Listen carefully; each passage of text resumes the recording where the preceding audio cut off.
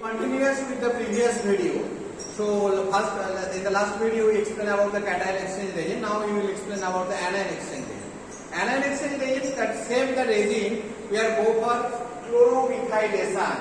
By chloromethylation what will be happens that this is the fixed charge group and this is the replaceable counter ion. That Cl minus will be the get as replaceable counter ion.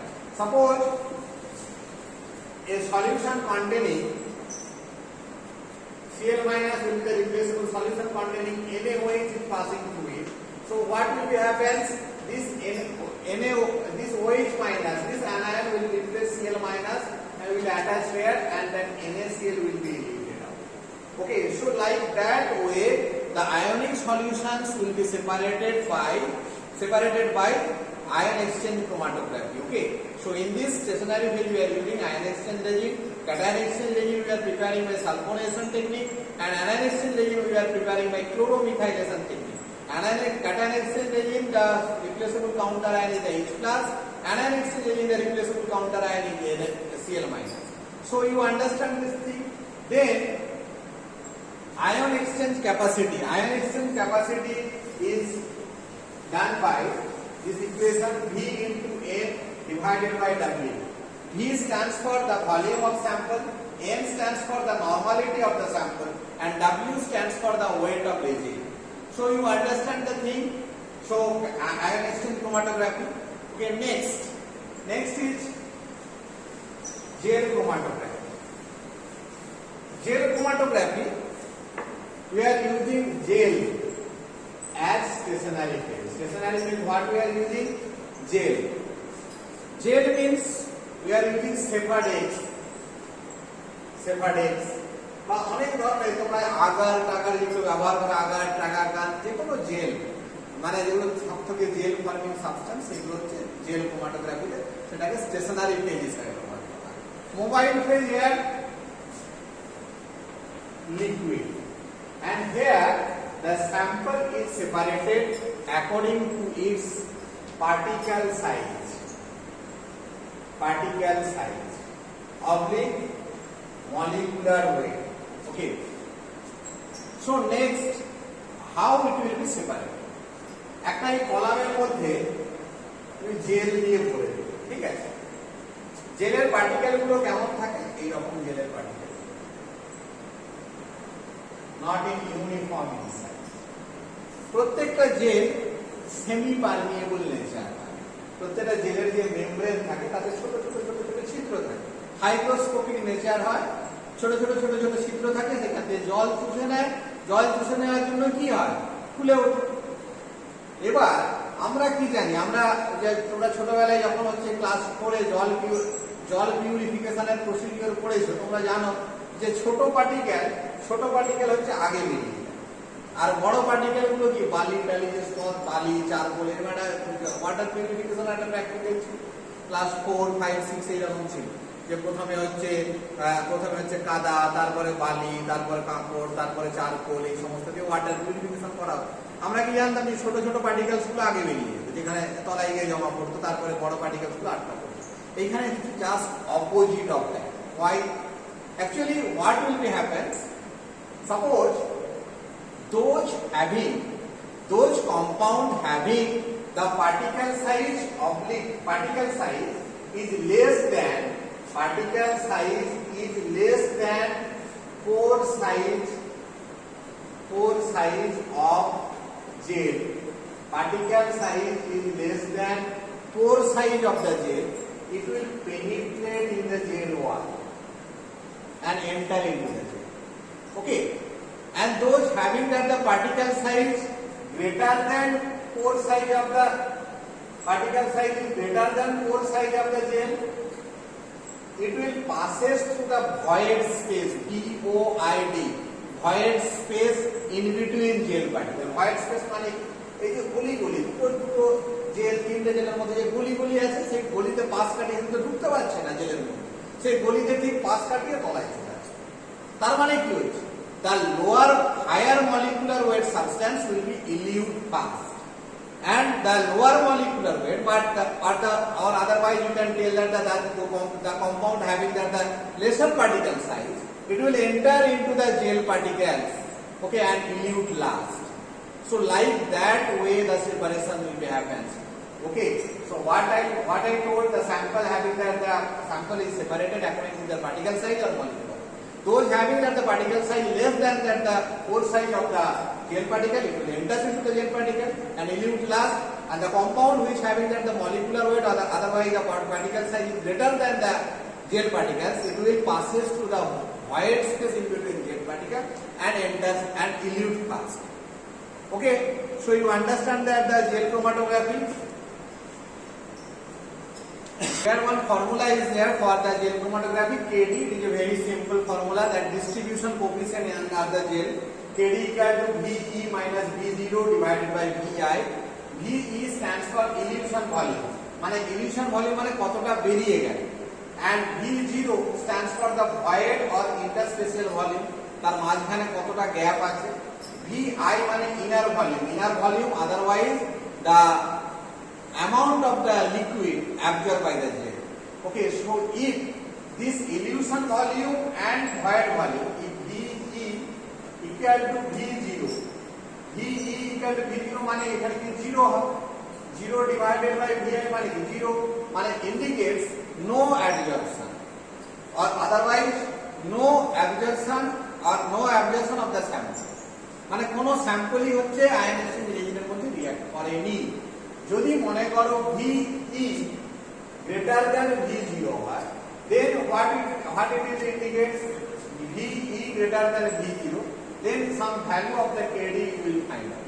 So then it indicates that the some compound is exchanged or otherwise attached in the gel.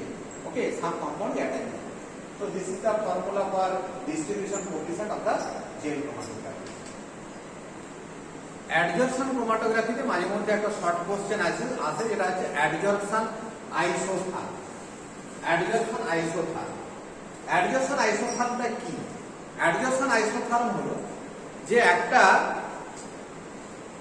Sample কতটা কোয়ান্টিটিতে stationery ফেজের সঙ্গে attach হয়, তার rate বা রেশিওটা কি রকম হয়।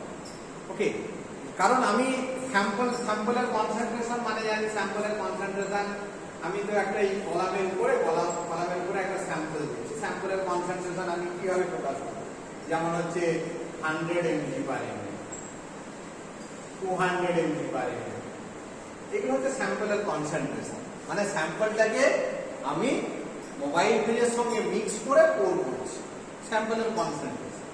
এবার এটাকে কিভাবে ডিটারমাইন করা যায়?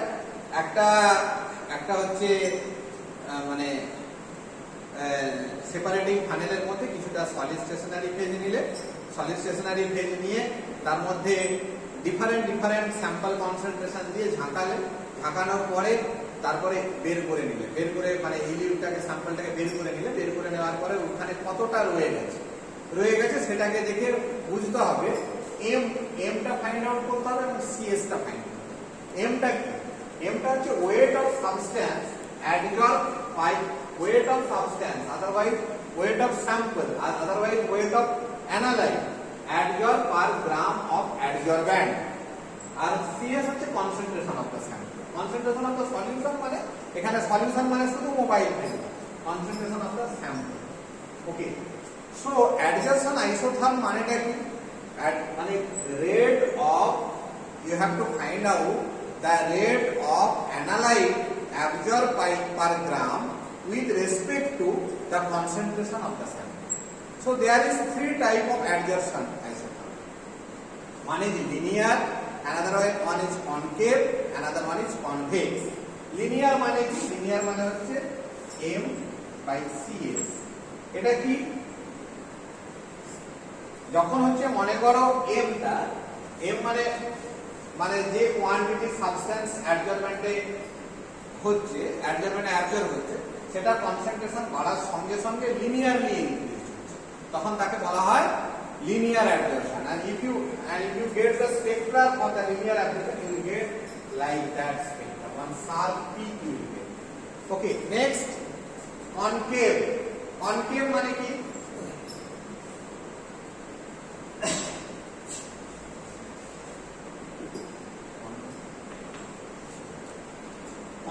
কনকেভ মানে কি? এই রকম কনকেভ। কনকেভ মানে হচ্ছে এম আর সি এস। ওকে, কনকেভ মানে হচ্ছে when the absorbance of the higher concentration, when the adsorbance of the higher concentration, adsorbance of বা higher concentration এর ক্ষেত্রে যখন বেশি হয়ে যায়, when